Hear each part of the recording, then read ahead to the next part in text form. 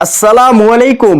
আপনি যদি সম্মিলিত ইসলামী ব্যাংকের একজন গ্রাহক হয়ে থাকেন তাহলে আজকের এই ভিডিওটি আপনার জন্য। আপনি যদি আজকের এই ভিডিওটি প্রথম থেকে শেষ পর্যন্ত এবং মনোযোগ সহকারে দেখেন তাহলে বুঝতে পারবেন সম্মিলিত ইসলামী ব্যাংক কেন ঘুরে দাঁড়াতে পারতেছে না। আজকের এই ভিডিওতে আমি আলোচনা করার চেষ্টা করব ইনশাআল্লাহ। সময় যত এগিয়ে যাচ্ছে নিজেদের কষ্টার্জিত আমানতের টাকা ফেরত পাওয়ার আশাটা ততই ক্ষীণ হয়ে যাচ্ছে। প্রতিদিনেই এই উদ্বেগ আরও বাড়ছে।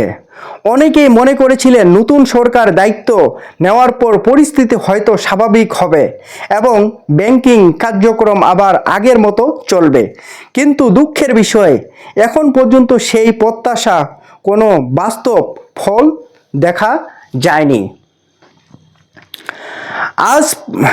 আজ প্রায় ৭৬ লক্ষ গ্রাহকের সঞ্চিত আমানত অনিশ্চয়তার মধ্যে পড়ে আছে। মানুষ জানে না তাদের জীবনের সঞ্চয় আদৌ তারা ফিরে পাবে কিনা। এই অনিশ্চয়তার শুধু টাকার বিষয় নয়, এর সাথে জড়িয়ে আছে লাখো পরিবারের ভবিষ্যৎ, নিরাপত্তা এবং ব্যাংকিং ব্যবস্থার প্রতি মানুষের বিশ্বাস। যদি দ্রুত ও ন্যায্য সমাধানে না আসে তবে এই সংকট আরও গভীর হবে এবং মানুষের আস্থা পুনরুদ্ধার করার আরও কঠিন হয়ে পড়বে।